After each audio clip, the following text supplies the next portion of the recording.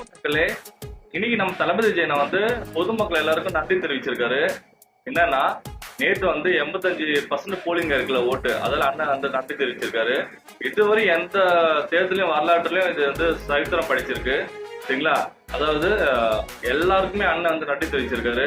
அதாவது டிவிக்கை பத்தி ஏளனமா பேசினவங்க, தற்கூரிங்க என்னென்னவோ பேசினவங்க, எதிர்கட்சி என்னென்னவோ இந்த கட்சி வந்து தாக்கு பிடிக்குமான்னாங்க.